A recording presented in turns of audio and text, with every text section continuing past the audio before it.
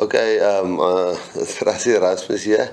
I guess this video we're going to put together, or this footage, I think it's 2 or 3-fold. I think first of all, there's been a lot said in media and social media about officiating and public giving out to each other between myself, Warren Gatland, and the Springboks and the Lions and so on. And I think people that do know me know that that's not normally the way it happens when we're involved in a test match.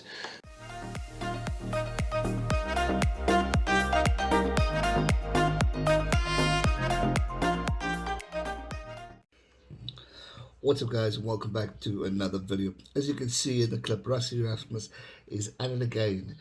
This morning on Thursday, the 29th of July, Rassie Erasmus had released a video expressing his thoughts and opinions of the past or the current Lions tour, reflecting back to him being a water boy, to the decisions made, from the complaining of Warren Gatland with Faf de Klerk's red card to the officiating of this previous test match where the British and Irish Lions came back to beat the Springboks. Now, the video was created in order to highlight the areas that South Africa had picked up that the referees had clearly missed.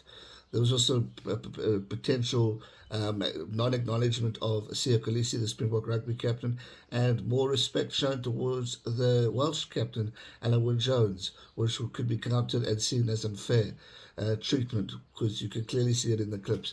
Listen to the way Alun Wyn Jones talks to Nic Berry and to Ben O'Keefe and tell them that, listen here, you think Cheslin knocked the ball on, and they listen to him, and it's fair. And Siya's trying to tell them that Makazole was pulled back, which is foul play. And me being close to that, obviously I wanted Siya to tell the ref that it's foul play, because foul play overrules anything else.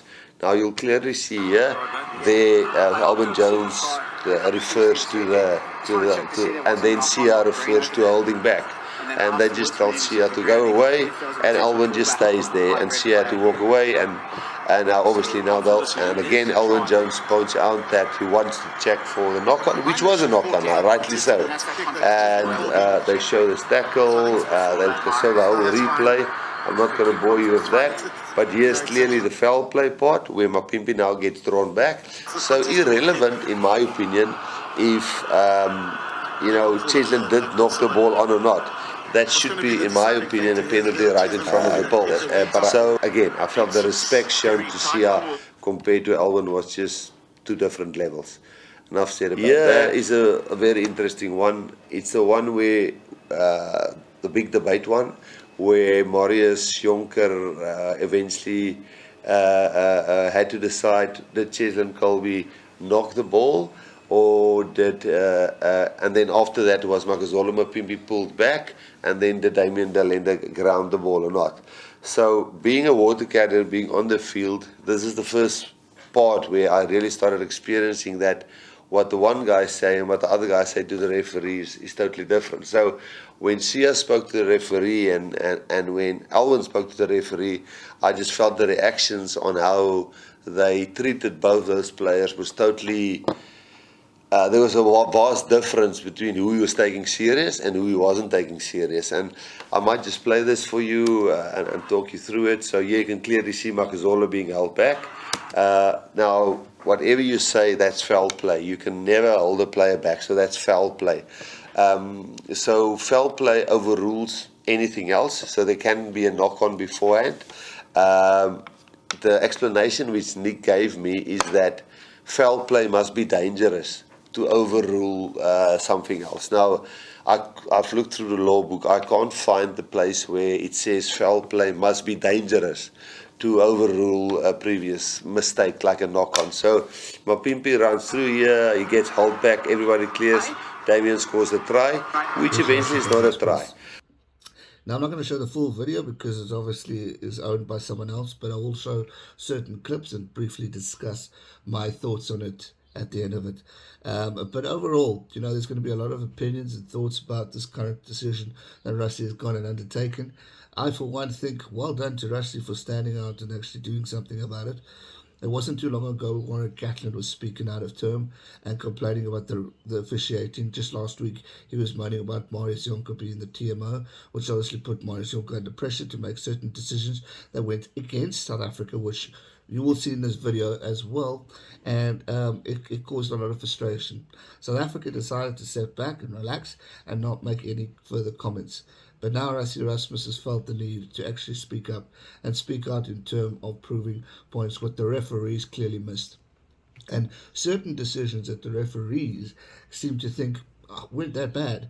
But if it was the other way around, or if we'd seen it maybe in a rugby championship or an international game of the South versus the North, you would definitely see cards being flown, especially when a player gets dunked, especially when a player gets tackled high, and the comparisons of what happens to a Springbok doing a similar tackle to what happens when a Lion does a similar tackle. Questions are, why were these missed? Why weren't these seen? Yes, we are all human, and a referee has the toughest job in the world, and I respect that.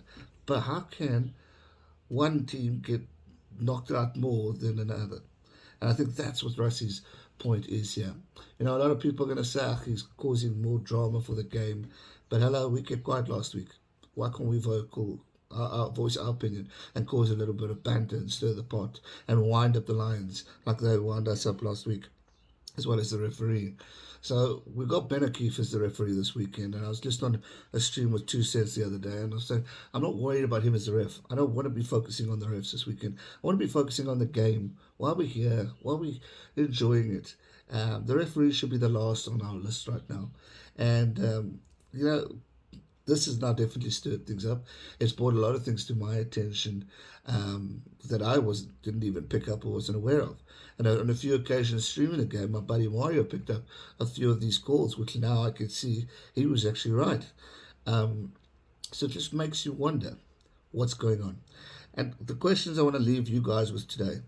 1, should the TMO have more say in calling for rulings or disruptions or high tackles or illegal movements within a game? Could he say to the ref, sorry, you missed this, can we go back? Number 2, captain's call or coach's call, should that be brought into the international rugby? I am for one in favour of it, so that if a referee is not giving the exact same treatment he's giving to another captain, then Siya Kolisi has every right to go, well, if you're not listening to me, referral, thank you, go check, and we'll see who's actually right or wrong. Having said that as well, we've gone in the past of seeing captains like Richie McCaw, Victor Matfield, John Smith, the legendary George Green. All those types of captains have stood up and chirped and got their way and messaged through. You could argue, see it, don't be too nice, go actually harder in and chirp the referee. Alun Wyn Jones didn't stop. Maybe Siya should have taken that approach as well. So there's always 2 sides of the story. But right now, I'm in respect of Rassie Erasmus for creating this video. I know a lot of people said, is he a fool or an absolute genius for making a stance like this? You know, we all talk about freedom of speech and allowing a player or a captain to express their frustration. I know going against the referee is not right in rugby, but for me, I think this needed to be done because there's so many other occurrences in every other aspect that we could do. And I'm pretty sure if Warren Gatland and Alun Wyn Jones were to create a video, they could find the exact same thing that's gone against South Africa or gone against them that they can nail us for. Rightly so. Everyone can do this. So I think well done to Gatland for creating Rassie for creating something else. So few clips that I want to just go through. One is the water boy. We've been debating now for weeks. Here is Rassie's thoughts on, for example, myself being a water carrier. Now, you know, there's a set of rules that say the only guy who can't be a water carrier is the head coach, which Jacques Nienaber is currently, and I'm not the head coach. So also another technical point on that is that there was always only 2 water carriers. World Rugby actually allowed this year that there can be 3 water carriers. So you actually have the option to have only 1 water carrier if you want to, or 2 water carriers, or 3. So, you know, it's obviously Warren wanted to make a big thing of me carrying water, which I understand, and it's games, and Warren's a good guy. I've always enjoyed him. I always understood him as a pure rugby guy, and I will always see him as a pure rugby guy, and that was just maybe a little bit of mind games, and that's fine. But the fact is, you can have 3 water carriers, where there was always just 2 in the past. It's the first time ever that you can have 3, and we always have one carrying the forwards water and one carrying the backs water.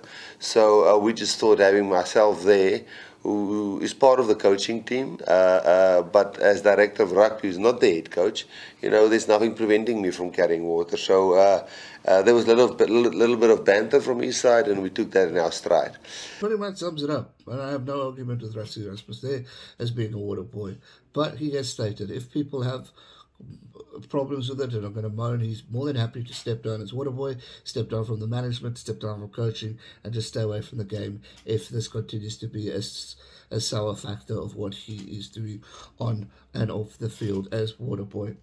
Next aspect, we look at Rassie Erasmus analysing a late tackle from Tom Curry into Faf. It's just, the answer we got is, it's just a late tackle on Faf, and it was a penalty, and the answer, we'll accept it. I'm basically going to play it. Faf carries the ball, and Curry shoulder charges him late, and no arms in the tackle, and we believe it might be a yellow card, but it was said, it's just a penalty, and we accept that. And the question is just, if we shoulder charge like that, will it always just be a penalty? This video goes on for over an hour, where Rassie is analysing it in detail. There will be a link down below for you guys to be able to watch the full-length one, where he really goes into detail on every aspect of the game, every aspect of what he thinks was wrong and unfairly called. And the main ones for me are the dunk tackles. I thought those were shocking. So as we end off here, the final clips of the dunk tackles from Hamish Watson. According to me, this is very dangerous. You'll see Duan will now go, and they pick him up, and he's horizontal, and he gets driven into the ground. I don't think actually he can be in a worse position when it comes to that. But again, the feedback is that, it's not that bad, according to Nic. Okay, apologies. It wasn't Hamish Watson. It was one of the other blokes in the Lions squad. But there was a clip earlier where, and you will see it in the full video, just somebody editing this hour-long one, and you will see Hamish Watson as well doing it. And he's the one who a lot of people saying should have got the card. So, yeah, there's a lot of argy-bargy, there's a lot of arguing going on. But you be the one to decide on what your thoughts are. I, for one, I agree with Rassie. I think credit to him for making this video, highlighting a lot of things that are different. And by all means, Gatland, you can do the same, mate. Nothing's stopping you.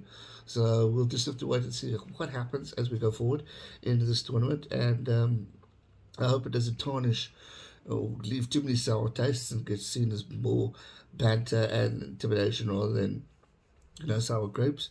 But let's not forget Gatland did it too. No one moaned. So now Rassie does it more publicly.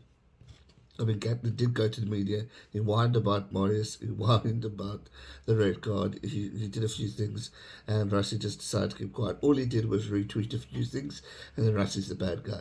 So now he thought, stuff you all. I'm actually going to create something and make it visible, and then you guys be the decider of it. Here's Rassie's closing statements with the end of his video, and that will do it from my side. I hope you guys enjoyed it. Give it a thumbs up, subscribe if you're new, and I'll see you soon for the preview of the British and Irish Lions taking on South Africa in the second test. Stay safe, never give up. I think those are all the clips. And I know in some of the clips I might have sounded sarcastic. I apologize for that. I guess the frustration is just, I don't understand how at this level we're waiting for 12 years to play a match like this. The only thing we only asked 3 things.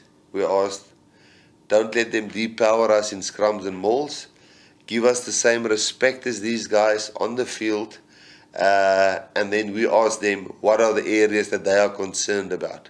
And it was actually on the rucks, it was the line-out contact.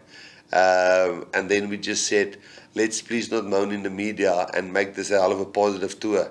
That was the only 3 things that was discussed with Joe, Joel, and Nic. And here we are. We're on a Tuesday morning. I just did an hour of 26 clips because Nic wasn't available, and they only do their review on a Monday. And we've got 1 training session after today.